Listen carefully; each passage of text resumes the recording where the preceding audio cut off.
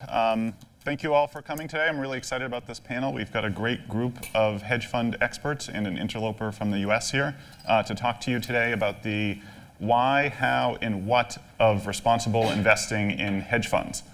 My name is Michael Cappucci. I'm the Senior Vice President of Sustainable Investing at Harvard Management Company. Harvard Management Company manages the $37 billion endowment of Harvard University. We manage the funds across a variety of asset classes, including hedge funds and other private investment vehicles. We would like to make this session as interactive as possible, so if anybody has any questions, I will leave time at the end, but feel free to raise your hand or try to get my attention at any point, and somebody will come around with a microphone. So, rather than start with the standard introductions, I thought I would jump right into the questions. Emma, we'll start with you. Let's take a 30,000-foot view just for a second. Where does the hedge fund industry fit into the overall agenda of sustainable investing? Or to put it another way, why should asset owners care about responsible investing in hedge funds? Thank you very much. I think we all know that the world is facing huge sustainability challenges and that everyone and all organizations have to contribute to a more sustainable future. That's no surprise for us. And as all we know that the hedge fund industry is part of the financial sector, and the financial sector is part of society and the world, and that the financial sector can be a force for more sustainable development. As well, stakeholders like media, politicians, asset owners, they have high expectations on hedge funds. So it's about values and responsibility, but it's also about long-term profitability. It's like even if you are a huge hedge fund, if you don't care or if you ignore your stakeholders, like your investors, you won't be very successful. So I think the question is not really if hedge fund should concern, if they should care about sustainability. It's more about how they can do it. And as hedge funds aren't an asset class, they can't do it the same way as for an equity fund or real estate or fixed income. They have to integrate sustainability or ESG issues into their strategy. And sometimes when you talk about hedge funds or hedge fund managers, it's like they don't care about the world or they don't care about human rights. But of course they have good values as well. They don't love when we have modern, slavery or when we violate human rights or destroy our planet. They have good values as well. They want to be proud of what they do. So when they come home to their kids or their families or their in-laws, they want to tell that they contribute, they actually create value for their investors, for society, and I know we're going to get into how to do it. That's a great perspective. Do you want to just introduce yourself briefly? Yeah. Sorry, I should have said that. So my name is Ihre. I have a background as a financial analyst and stockbroker. I have been focusing on responsible investment most of my years, and as well I work for Amnesty International and for the Ministry of Finance in Sweden. And right now I work for a Swedish law firm called Mannheimer Swartling, and I'm an independent board member of Nordkinn's board, a Swedish-Norwegian hedge fund. Great. Will, the next question is for you. Please start by briefly introducing yourself, and then I'd like to ask you, what do you think are the biggest challenges that hedge funds face in trying to implement responsible investment principles? Thank you, Michael. My name is William Bryant. I work at Albourne Partners, who are a leading consultant in the alternative space. The predominance of our clients are focused on hedge funds, but also private equity and other areas of the alternative space. In terms of sort of the challenges for ESG within hedge funds, I think there are a number of things. One is probably a lack of sort of definition around what allocators expect them to do in this space. If you look back at sort of responsible investing sort of 8-10 years ago, it was much more focused on negative screens, on SRI and that sort of thing. That's difficult to do in a commingled vehicle, particularly when you have allocators that have differing screens that they're looking at. So in a commingled vehicle, that's very difficult to do. But I think the expectation now from an ESG perspective is much more from allocators is much more focused on understanding the risks that are associated with ESG and not taking those risks into account. This is another factor that can be taken into account by hedge fund managers across the strategy space. Sort of as Emma said, the hedge fund space isn't an asset class; it's a business model that invests right across all asset classes. So if you can do ESG in fixed income, you can do that in hedge funds that do fixed income. If you can do it in equities, you can do it in hedge funds that do equities. We do see an increase in managers having thoughtful policies and actively integrating and monitoring ESG factors within their portfolios. And those managers are often across asset classes, the multi-strategy funds. I think also another aspect that makes it difficult is the demographic of hedge fund investors. The hedge fund investment community is probably overweighted to US investors. Our client base at Albourne is about 60% US investors, yet we have more clients who are signatories of the PRI based in Finland than we do in America. And I think that and it's great to see a number of very high-profile US investors here at this conference.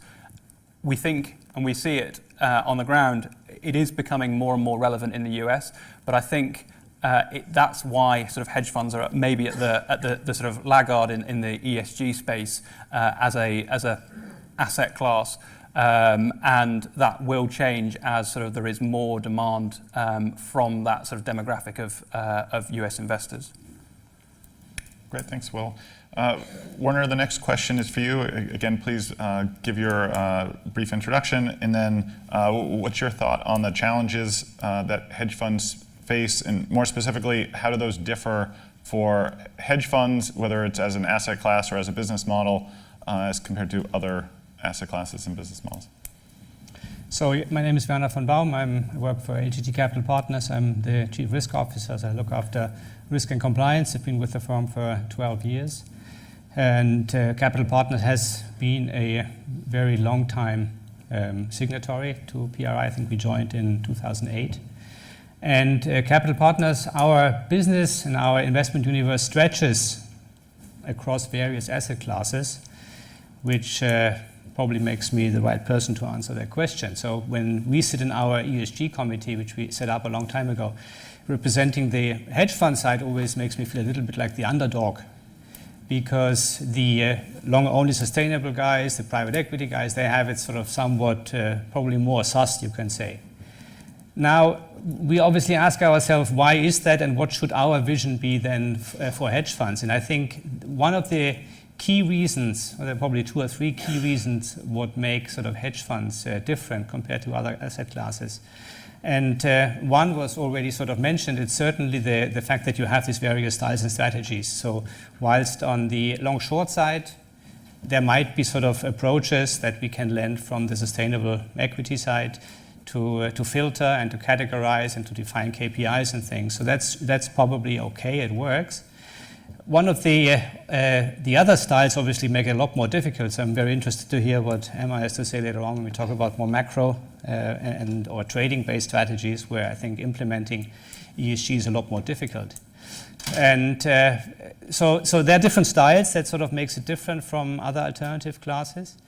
And one of the key things that I always sort of find very different when explaining why hedge fund managers might sort of have a difficult time integrating it is really the holding period. One of the key features that we look at when we have private equity GPs, of course, is this phenomenon of active ownership.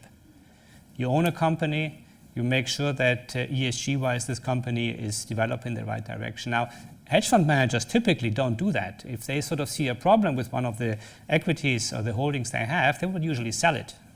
So this term of active ownership, which for me is sort of a key ingredient of ESG, that's simply very difficult for hedge fund managers, for long short managers, even for event-driven managers to sort of to live through. So much for differences, but I think the question that you asked, what are the differences between styles and why is it difficult?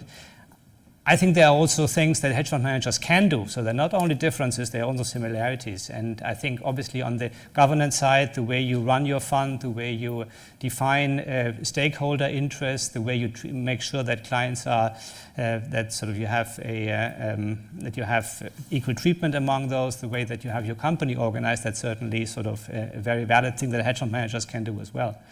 Proxy voting is a different thing. So of course there are sort of a lot of techniques around that actually also allow hedge fund managers to take good steps, not to sort of to circumvent the fact that there are sort of difficulties. But I sometimes also think that hedge fund managers use those difficulties, some of them we have already sort of touched upon, as an excuse not to sort of do the full Monty. And I think that's probably something that hopefully will change. I think that now with PRI publishing a new questionnaire for hedge fund managers, that was a very important step that sort of brings a lot more structure and a structure to allocators, and also then sort of hopefully will make it a little more difficult for hedge fund managers to simply point to the difficulties as a reason not to implement ESG to a larger extent. Thanks, Werner. I enjoyed your metaphor with the full Monty there. Stephen, I'll turn this over to you. You've got a somewhat unique perspective on the panel in that your firm primarily sponsors hedge funds. So I'll kind of flip the question around. Why do you care about ESG? Or to put it another way, what's in it for hedge fund sponsors? Sure. Just to be clear, sponsor, I mean, we're talking about we're investing in hedge funds, we're running hedge funds. But so my name is Stephen Desmyter. I chair the RI committee at Man Group. I'm also part of the executive committee. We manage around, just short of $100 billion, predominantly in hedge funds. So I'm, probably quite familiar with quite a few of the challenges that were mentioned just now. I think, first of all, why should we care? Look, we're risk managers, first and foremost, so there's a lot of non-financial risks for us to take into account, and ESG is just one of the ways to express that. But even beyond that, if we would be more cynical and just assume that we should just look at our models and our prices and care about profits. The reality is we manage money as a fiduciary for our investors, and our investor base, our stakeholders, no longer give us the option to just close our eyes and focus just on returns. And we embrace it. I think it's a very interesting time for us because we've been quite engaged on this topic for quite a while. And it seems that now people are seeing that clearly all the difference that you described between hedge funds and traditional or long-only managers, frankly, there are fewer than we think there are. I mean, as you said, we invest in equities. We talked about active ownership. But if you look at a long-only asset manager or a hedge fund asset manager investing in the same stock, I can tell you it's the same analytics, it's the same mindset. There's not necessarily that many differences. I think the challenge is, if I can touch upon a couple though, that we do see, and like I said, we do care and we do want to engage, but I do think there are some reasons why it is challenging, and they're not just necessarily excuses, is that a lot of the language, if you look at the RI signatories or the PRI signatory, they're quite aspirational. And if you go to the CEOs or CEOs of these hedge funds or listed companies, as we are, people are quite receptive and they're engaged and interested in doing more. But the reality is we're in 2017, we're in post-08, we're a very highly regulated industry. We regulated by 17 different regulators across the world. And if I go to my compliance officer and describe that I want to be a good fiduciary, they want to know what that means. They want to know where the boundaries lie, and hence people are quite uncomfortable. So that's why we do need the pressure from the asset owners. We do need the clarity, and I completely agree with your points. If we can get clear standards, that will help the cause, and then you perhaps won't hear as many excuses. But in practice, I think we've come a long way. I mean, most hedge funds that are looking forward realize they need to be institutional and need to sign up to things like PRI. But even beyond that, they can't ignore the risks that are there from the investment side if you just ignore it. So would you say that the concerns around short-termism of hedge fund managers is misplaced? Is that a real issue, or are you trying to say it doesn't exist? No, well, look, at the end of the day, we're talking about a very diverse group of investment strategies. We're talking about maybe short-term trading versus event-driven, fixed income. I don't want to bore everybody with all the excuses of terms, but at the end of the day, we're talking about many different asset classes. We're talking about fixed income rates, currencies, and so forth. We're talking about short-term, longer-term. We're talking about quite liquid strategies, maybe CTAs, global macro, or quite illiquid strategies like distressed. And to brush it all off as short-termism, I think is just not describing the issue. I think at the end of the day, what we think we do is you start with clear goals, and we set out an RI policy, we have an RI committee, and then we have to adapt that policy depending on the different strategies. So internally, we run some strategies that are quite short-term, they're systematic, and hence, talking about active engagement with corporates, frankly, is not really realistic. But talking about proxy voting is, so we can implement that. And then there's other areas where, actively long-short, frankly, is very similar, if not even completely the same as investing in long-only. You're all trying to find alpha, and you're trying to integrate ESG to the extent possible in the investment process. So I don't think it's a matter of just short-term versus long-term, because I know many long-only investors that frankly are quite short-term themselves, and that's not a cop-out. It's not an excuse not to do anything. Great. Will, I want to follow. You Sure. just mentioned the alpha generation, which I think is such an important point.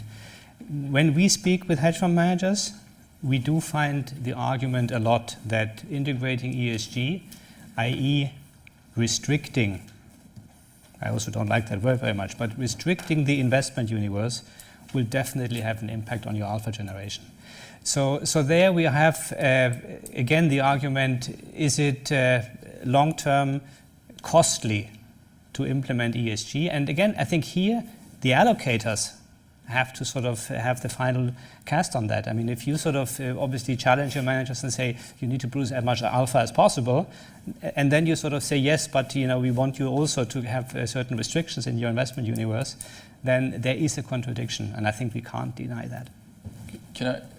Werner, I think that's the key issue, right? If you look at across RI, I think it's about $15 trillion is invested in strategies that are either norm-based or negative, using negative screening.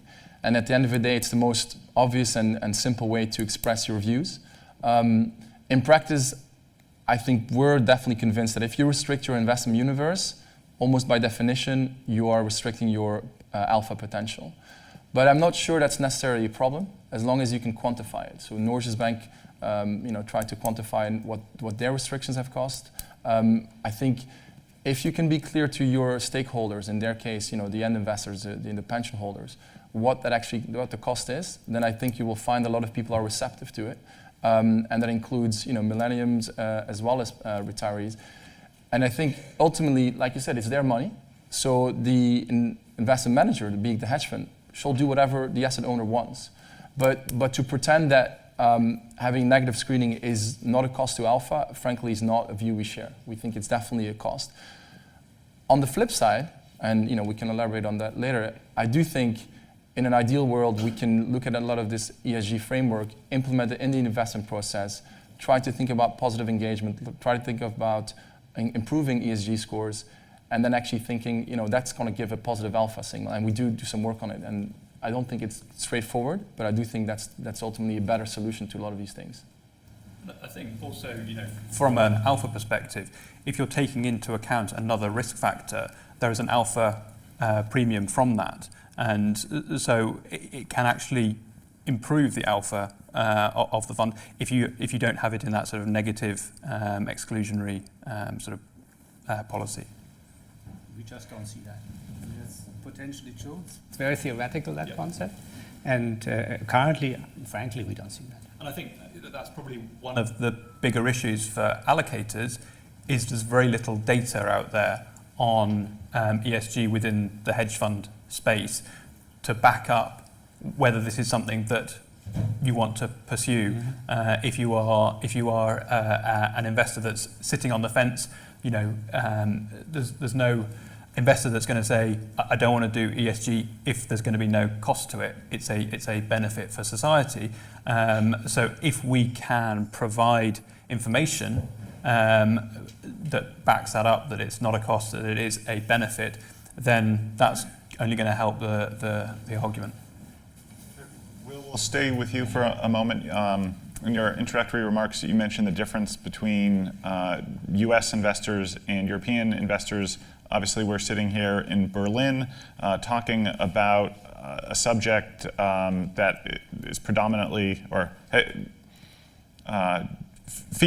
where the U.S. role features prominently.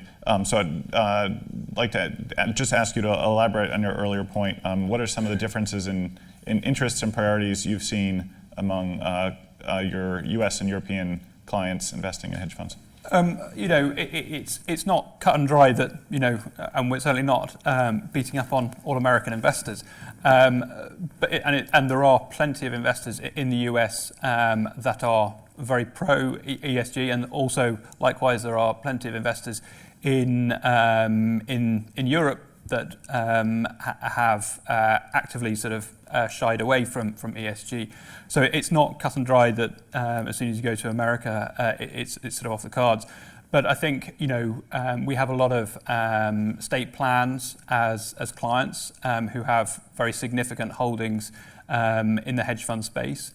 For them, it's been a fiduciary duty that they cannot take into account ESG factors as part of their manager selection process. That's changed. The Department of Labour came out in 2015 and said that they can now take into account those things, and actually said they should be taking into account those things because of the risks associated with that. The UK have done something similar.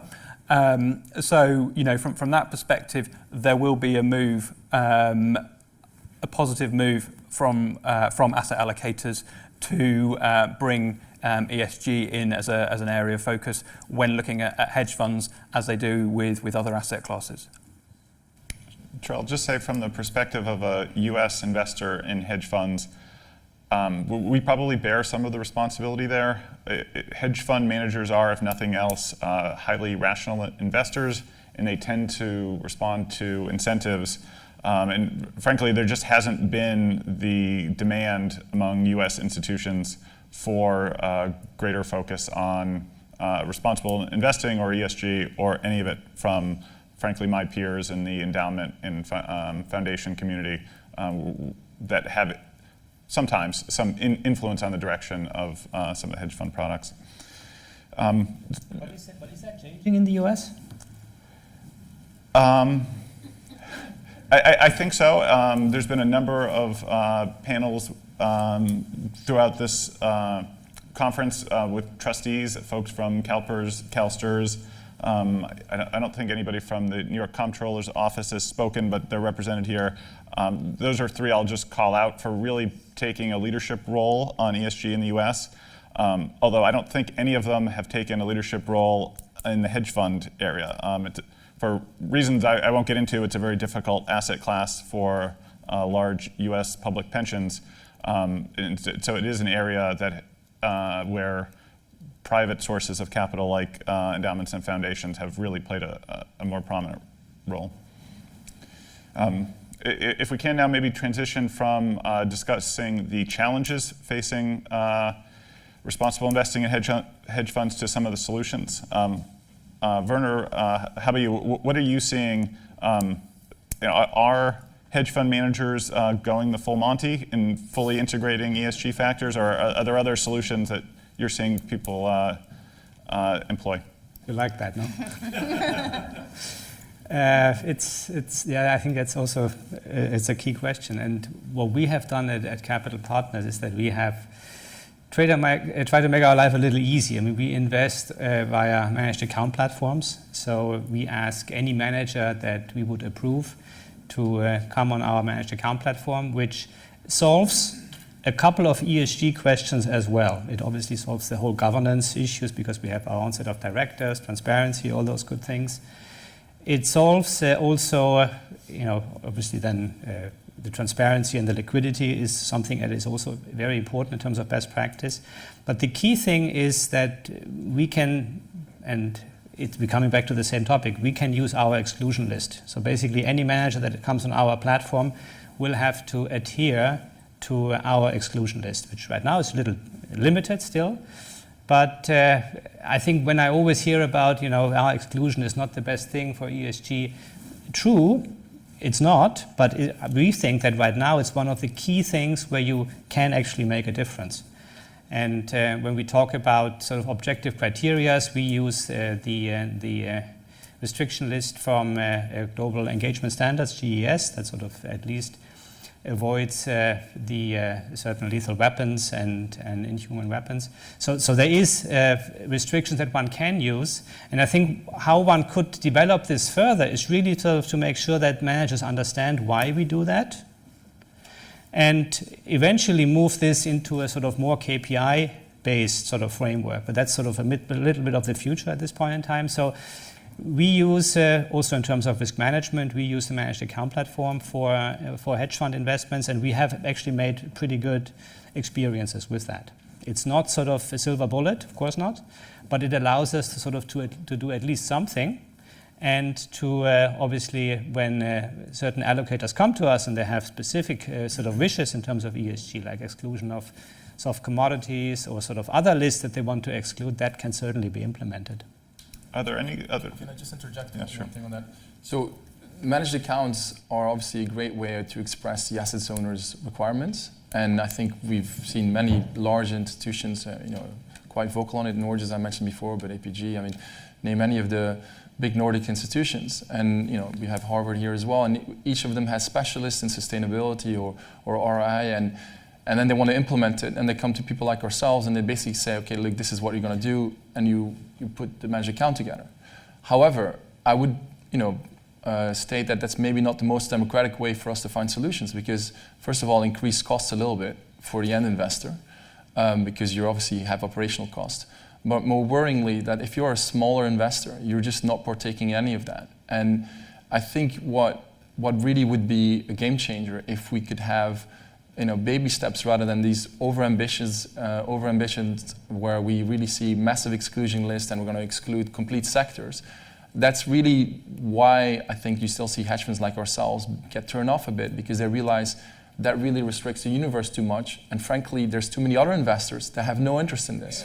So what I would suggest is that we agree on basic principles. That's why I think PRI signatory is so important. And then from there, start to build up. And these things take time. My colleague reminded me that the Red Cross, which I think was founded in the 1800s, it took decades before people stopped shooting at ambulances. People still thought there was kind of normal to kill off all the injured. And I think it takes a long time to change mentalities. And if we don't try to be inclusive and get commingled funds, all hedge funds and all US investors in it, I'm a bit worried that we'll really have this kind of two-speed situation where very large investors just do everything ad hoc and customized, but frankly, the bulk of the industry, or at least everybody else, just doesn't have to engage at all. And at least in our experience, getting that switch flipped, where you have commingled funds for the first time actually embracing exclusion of cluster munitions, for example. You might think that's very straightforward. The reality is we are, as I mentioned, a fiduciary, we're regulated. We can't just decide we're not going to invest in 6 companies. That is just not an option. You have to get approval by it. The FCA doesn't allow you.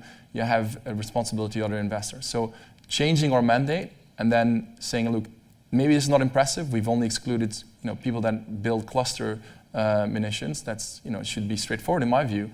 But then the next step maybe can be more. And so my worry is a little bit that the managed account solution and the negative screening might be a great way to get a short-term fix. It doesn't really address the issue of commingled and one fit for all that we still need. I would see that differently, Stephen. I think that I agree to some of the concerns you have, certainly, but we somehow need to kickstart this. And quite frankly, I don't think we have 100 years for this. So, basically to say, let's just sort of have the conversation and let's just try to sort of to apply to sort of how people want to do it. I don't think that's going to work. So in fact, and we probably have different views on this. I do think that you need to start with exclusion, and then you can do something that I think is probably smart. And again, it's probably it's the future. If you sort of tell managers who want to be on your platform to say, look, either you follow our exclusion criteria, or you define your own KPIs. So you give people a choice. You say, look, you have to have a concept, a framework by which you invest. If you don't have that, well then welcome to our restrictions. And I think if we sort of play it like this, we give people the choice to sort of to do something better, there is something better than restrictions, or face our restrictions. I think that's probably a way to sort of to move this a little quicker.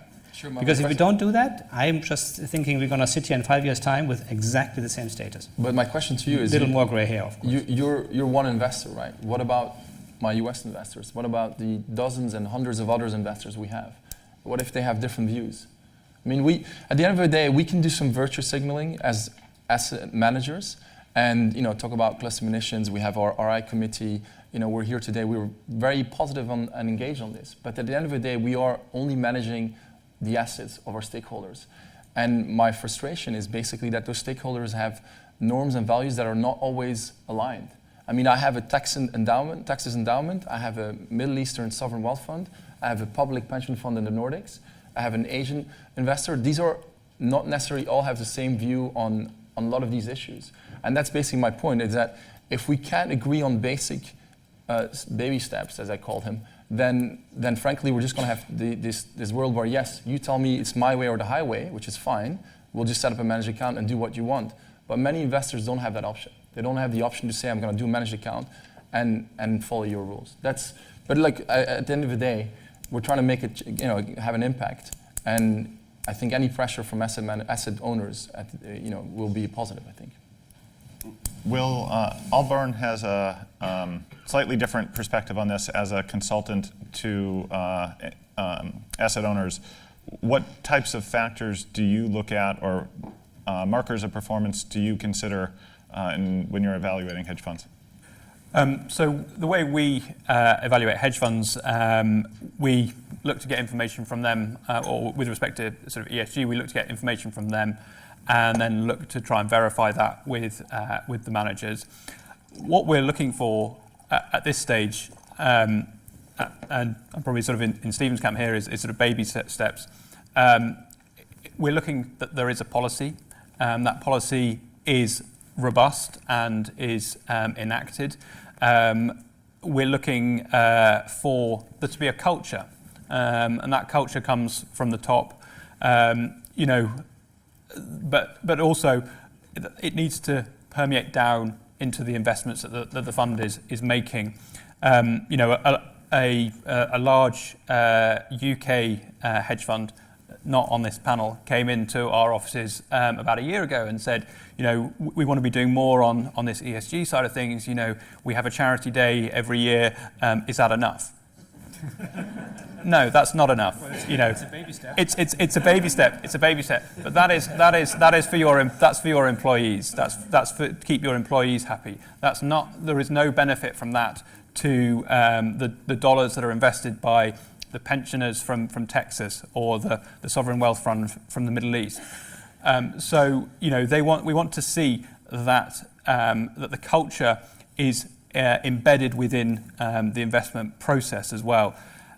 In terms of sort of the key thing, I think, is measuring it, and that's the difficult thing at this stage. There is no defined way to measure any of the E, the S, or the G side of things.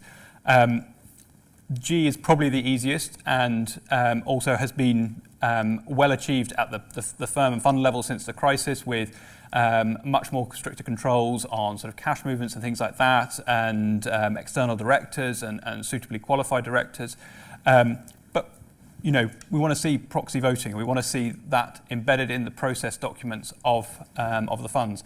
On the E and the S side, it is more difficult. It is more difficult to show that to investors in a sort of quarterly report or whatever you have for that. So that is something that we need to work with the industry in terms of how do they demonstrate that they are doing it, if they are doing it, and we would like to see much more improvement in that space. Emma, I'll give you a chance to cut in. I know you spend a lot of time thinking about fund governance and those issues. What are your thoughts around that? Yeah, I think about talking about the culture from the top, that before you spend too much time and resources on norm-based screening or engagement on or integrating sustainability or ESG factors into your strategy, you had to think about how you act yourself as a hedge fund, so you make sure you walk the talk. To, for example, have independent board members, to be transparent to stakeholders, to always place your investors in the first place. So I think sometimes we just focus on these different strategies. And when I get the question when I was asked to be in Nordkinn's board, I got a comment from our former Minister for Financial Markets, and he said, you sure you're going to go into a hedge funds board? You can ruin your brand, your name. And he didn't know anything about Nordkinn, and of course it's a great hedge fund. If not, I wouldn't join them. But that says something about the industry. So I think we should of course we should cooperate, and we should talk about different strategies, how to integrate it. But as well, it's very important to talk about how we act as an industry, as a hedge fund.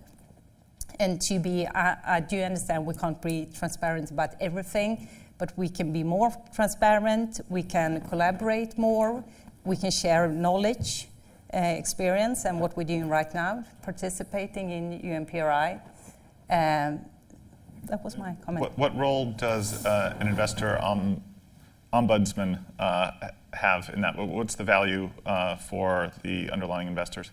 It's to give investors access to the board and a voice in the board room, and to promote transparency, and as well an emphasis on governance. And then as well, we are working on integrating sustainability issues and ESG issues even better into our investment strategy. But we want to be as transparent as possible and make sure that the target shouldn't be that a few people that started up the fund should be as rich as possible. It should be to create value for our investors, for society, and then the result of that, people working for the fund or people who started the fund will earn money as well. But that should never be the first target. And it's the same, like I work for a law firm. Mm-hmm. We don't even have economic targets at this law firm, and it's the largest law firm in the Nordic region. We focus on our clients. How do we create value for our clients? And if we do that in a good way, our partners will earn money, and they do. I'm not a partner. No. I help them to earn money. Stephen, I'll ask you to do my job for a moment.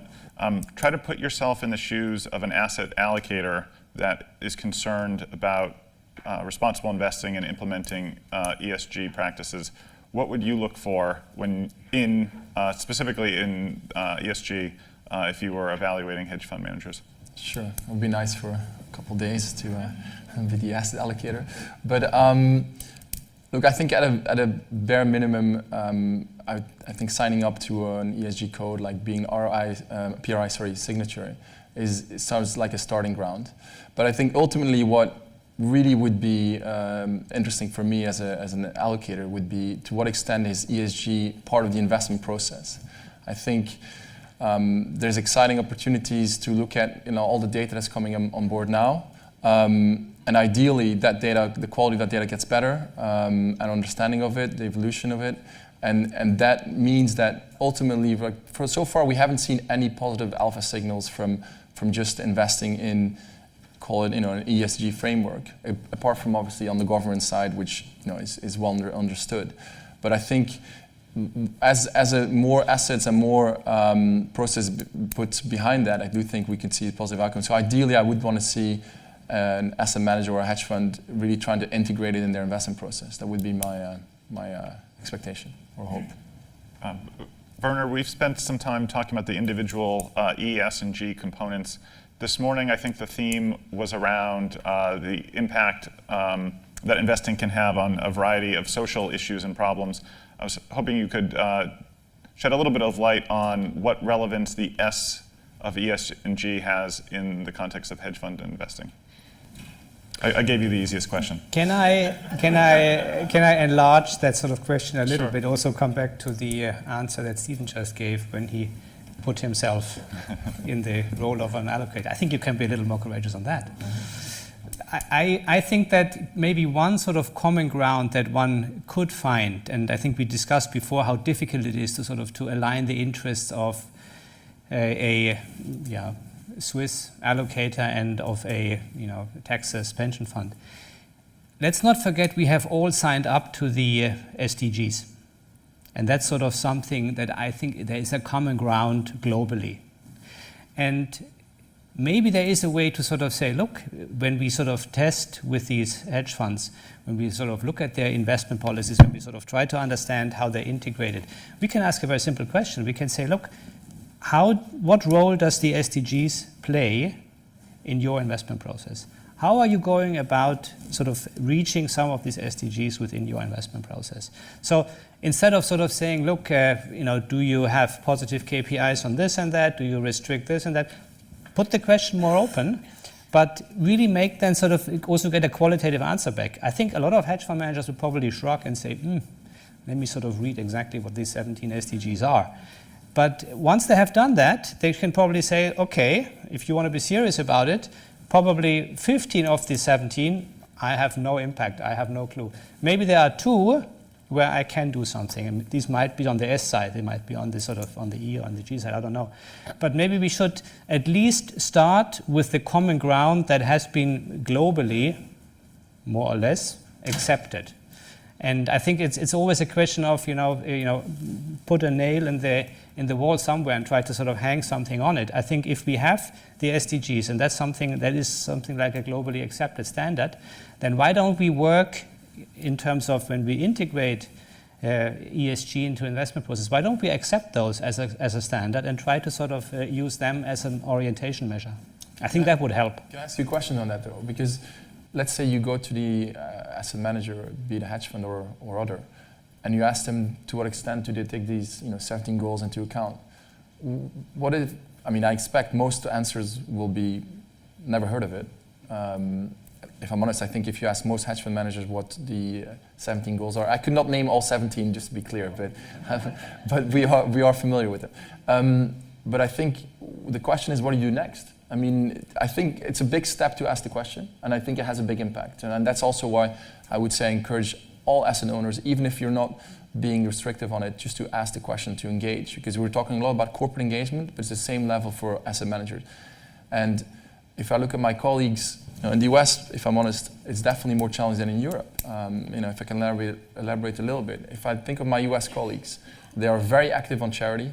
They are typically positively engaged in the community, and they come to work and they tell me, Stephen, that's another part of my life. That's another part of my job. My job today is to maximize returns for the end investors, which, by the way, could be pensioners, so it's not necessarily a negative thing. But the disconnect is enormous, and I think what would be helpful for me internally, but I guess for the whole industry, if people like yourself are vocal and continue exactly like your point, I think it's a very good idea to ask them and to challenge them that question. Because my question to you, Werner, is going to be like, if the answer is no, I don't care, what do you do next? Well, I would go to Marisol and say, look, somebody who says no, I have no clue about these SDGs, can he rightfully claim that he is a PRI signatory? I mean, to me, the PRI signature is a great thing, but it allows a lot of people to get away easily. And maybe, yes, we have to be more vocal about it. Maybe somebody who sort of has no clue about the SDGs and also sort of says in this investment process, I don't look at any of them, maybe he shouldn't be a PRI signatory.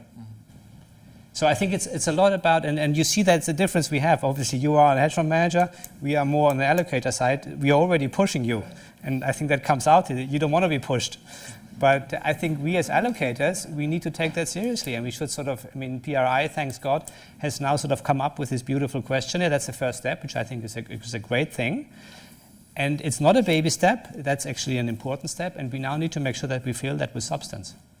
We helped put that together, so I would say we do like a bit of push as well. I am suspicious Not of quite that. ready for your full, your full Monty sounds like a bit much to me, but that's about it. So because you brought it up, I will give a plug to the PRI Hedge Fund Advisory Committee and various working groups. This summer they published, I think it's been received incredibly well, a DDQ for hedge fund investing with launch events in Europe and in the US. And they're currently working on guidelines for implementing ESG in hedge funds, which I think is expected early next year in January, February. So our thanks, several of us are involved with that, to Marisol and the rest of the group on the PRI. Stephen, I'll stick with you for a second. I know you guys have done some interesting work trying to look at new areas where ESG can play a role in alternative investments more broadly. Be interested to hear your thoughts on some of those areas. Sure. I guess a big part of what we do is in the systematic strategies or quant strategies. And we actually, together with my colleague Jason, we wrote a small paper on this actually recently. And you probably don't really think of algorithms or machines when you think of active engagement or even responsible investment more broadly. But we actually think it could be quite an interesting area. There's already a lot of assets being managed in systemics and in the quant space. But a lot of that is really on negative screening. Obviously, it's a very easy way to express your norms or negative screening to just exclude some names. But more interestingly, if you look at active management quite often uses ESG scores, and these scores are typically composites of data put together in a rather subjective manner. And more worryingly, that data is often static and backward-looking. And if you actually look at the correlation amongst the top 6 providers of ESG scores, the correlation is actually very poor. It's very low, which tells you again how they can at times be quite subjective. So the usefulness for quant in that matter is that as a strategy, it's really all about big data mining and solution-oriented analysis. And I think just looking at all these data inputs, we can already see some interesting outcomes from putting the models to work on all that information. And one of the things that came out, which I'm sure many of you have seen, I think it was AQR published, is that it's actually the evolution of the ESG score rather than the score itself that might have some predictive value. It's also not necessarily just in equities. If you look at the interest rate market, so the corporate governance score has some correlation or interesting correlations with credit rating.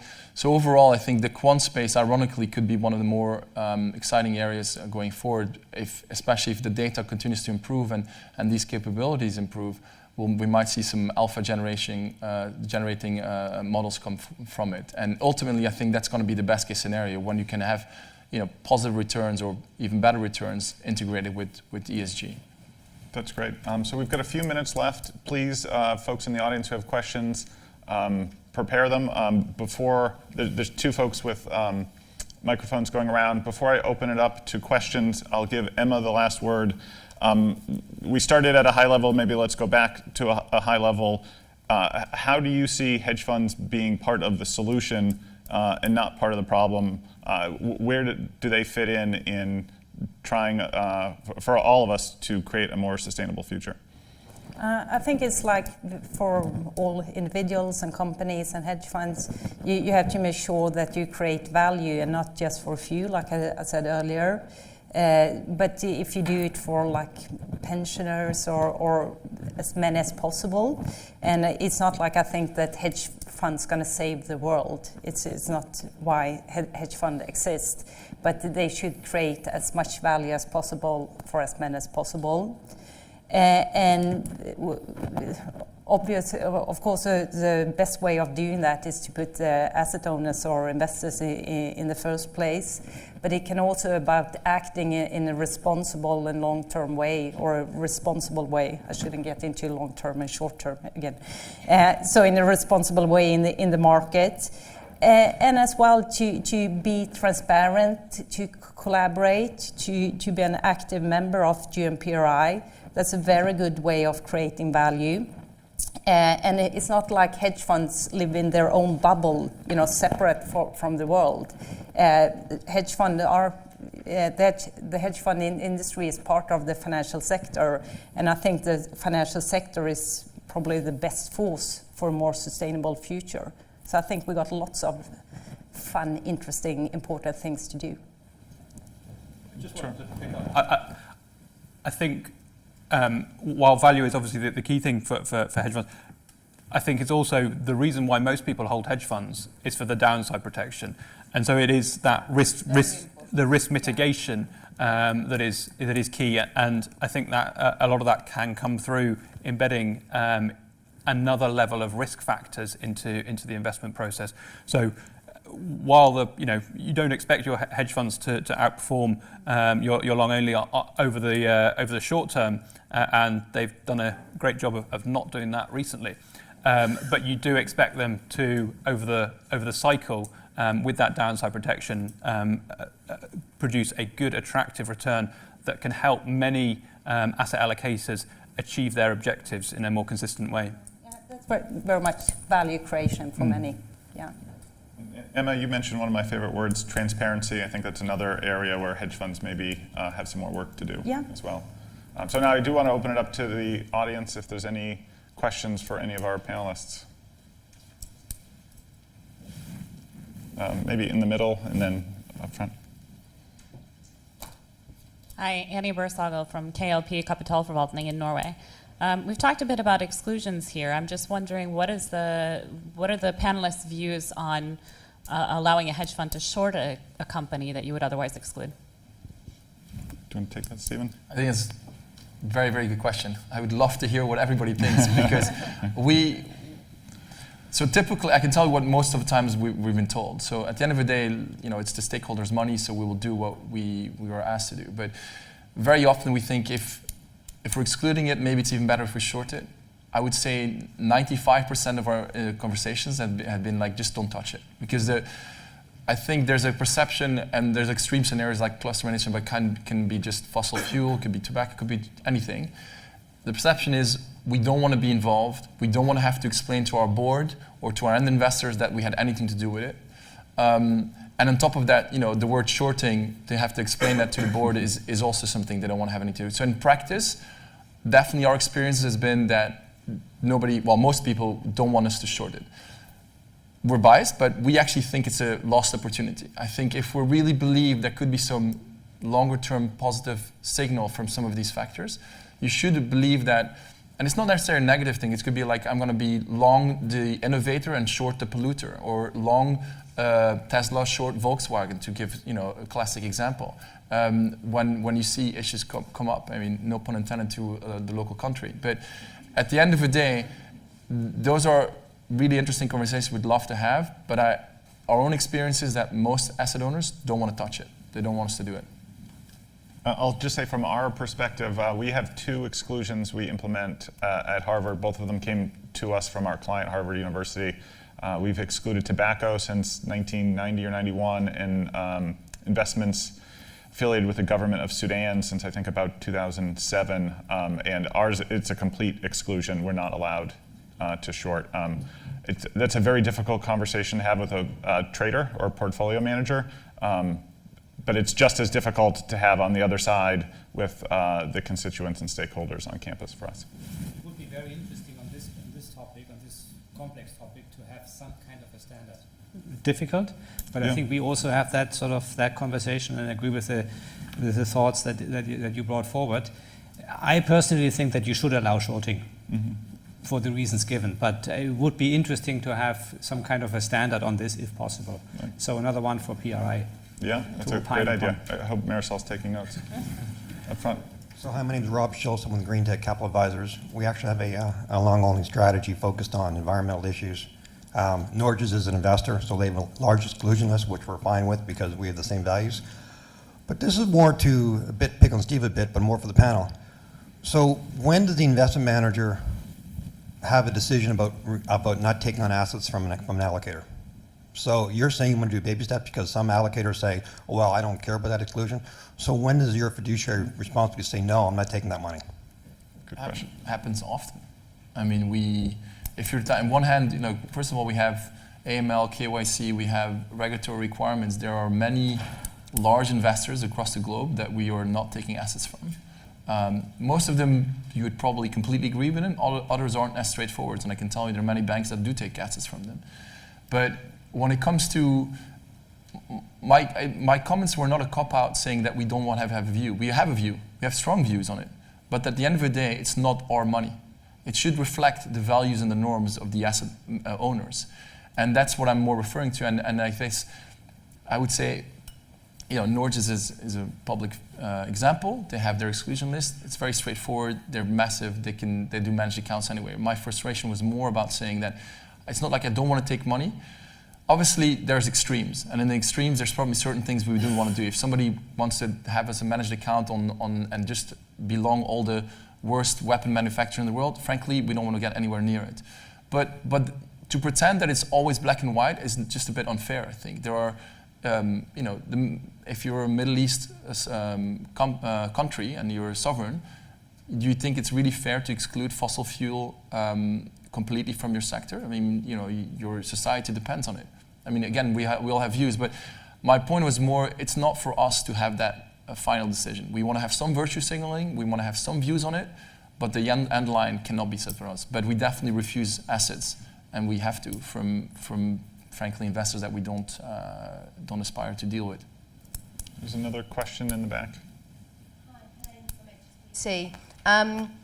Kind of continuing on the theme of exclusion, quite often in the public equity market, when we talk about exclusion from a climate change point of view, there's this conversation about good owners and bad owners, and I'm afraid quite often when we talk about bad owners, it then gets kind of pushed back to the hedge funds.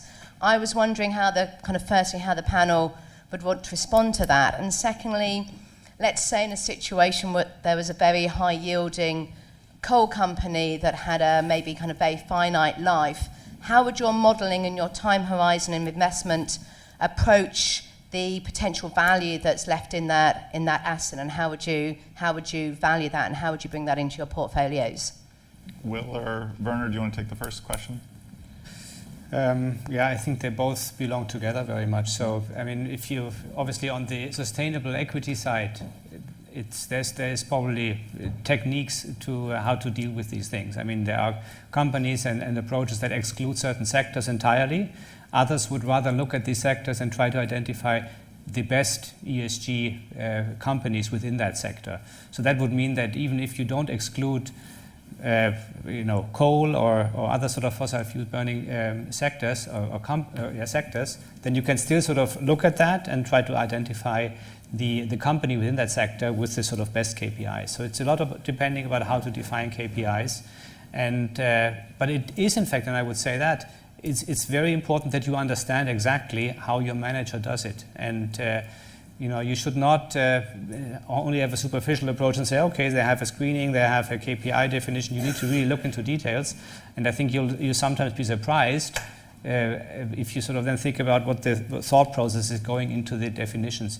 For example, within a sector, how you define certain KPIs and weightings of those KPIs, that's extremely influential on the outcome. I think on the sort of good owners versus bad owners side of things, that's a definition thing. We need to define what is a good owner and then put that in a guide so that hedge fund managers can look at that and can see what they need to be doing, voting proxies, etc., to be relatively active owners, even if they are only holding the stock for a relatively short term. As we've discussed sort of previously, a lot of the hedge fund managers are relatively long-term in their holdings of equities. And actually, what we've seen is those who are most active in sort of embedding ESG are actually some of the shorter holding funds and strategies. Well, I think that's a great last word. So hopefully you all enjoyed the conversation we had today. I think it was very interesting. So please join me in thanking our great panelists.